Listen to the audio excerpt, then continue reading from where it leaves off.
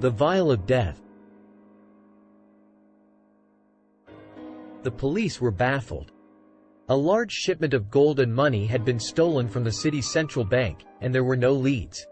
The only clue was a single biomedical vial that had been left at the scene of the crime. The vial contained a rare and highly potent virus that could be used to create a bioweapon.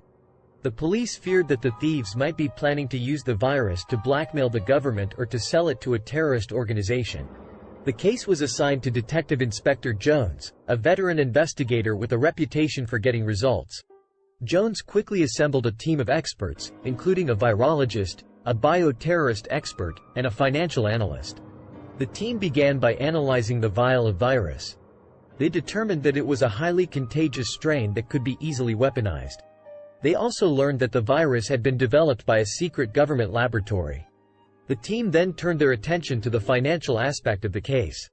They traced the stolen gold and money back to a series of offshore bank accounts. The accounts were all linked to a shell company that was registered in a tax haven. The team's investigation eventually led them to a remote island in the South Pacific. The island was owned by a wealthy businessman who had a history of involvement in criminal activities. The team raided the businessman's compound and arrested him.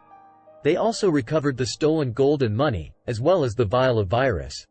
The businessman was eventually convicted of theft, fraud, and bio-terrorism. He was sentenced to life in prison.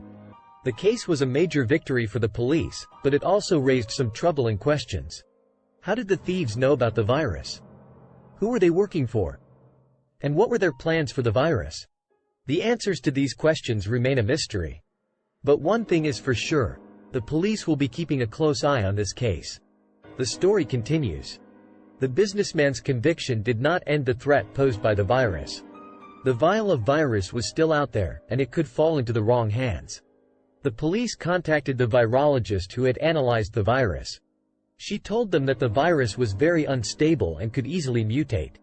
If it mutated, it could become even more dangerous. The police decided to take the vial of virus to a secure facility where it could be studied further. They also warned the public about the dangers of the virus and urged them to be vigilant.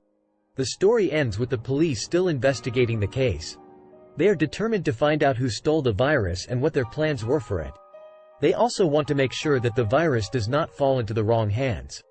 The story is a cautionary tale about the dangers of bioterrorism. It shows how a small vial of virus can be used to create a major threat. It also shows how important it is for the police to be prepared for these types of threats. Thanks for watching.